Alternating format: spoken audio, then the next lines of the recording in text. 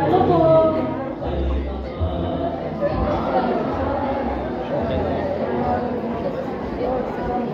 Gusto ko, hindi ko ba matatapos ng ganitong klase paglalakad? Ilang araw na tayo naglalakbay. Maputik, mapanganib, at wala pa rin si Bang nirarating. Alam ko, Andrew, hindi ito ang ipinangarap mong unang misyon.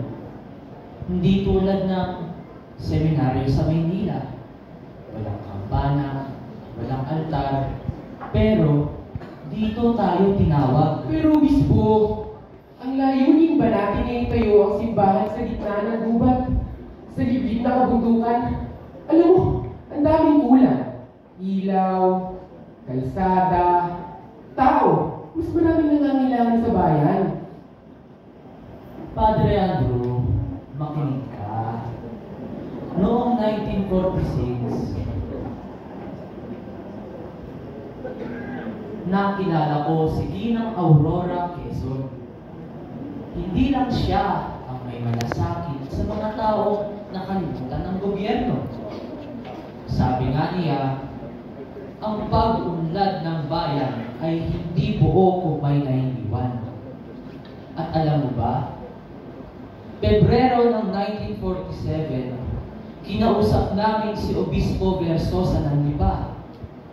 Tuwang-tuwa nga siya nang malaman niyang nais naming magmisyon sa mga bundok at baybayin. Ang layo naman, Obispo. At tayo pa lang ito.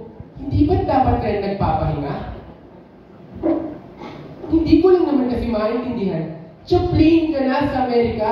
Bakit ka pa bumalik sa delikadong lugar?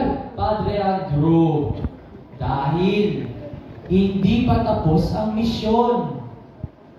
Dahil sa bawat sulok ng lupain ito, may mga kaluluwang hindi pa nakakakilala kay Kristo. At ang simbahan, hindi dapat ito nakakulong sa kado. Dapat binubuo ito ng mga pusong buhay. Mga buhay na bato. Ngunit Obispo, kahit tayo ay kulang. Gusto lang akong bagong pari. Ikaw naman ay hinihilig ang sakit sa paa. Ano ba talagang hinahanap natin tagumpay? Hindi tagumpay ang hinahanap natin, Padre.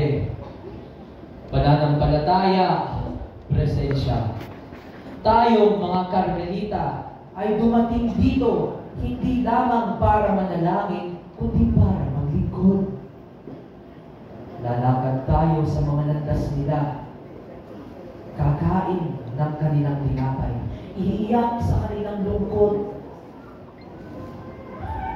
Magtatayo tayo ng mga kapilya, mga paaralan, at higit sa lahat, magtatanim tayo ng pag-asa. Obispo, lapit tayo alis.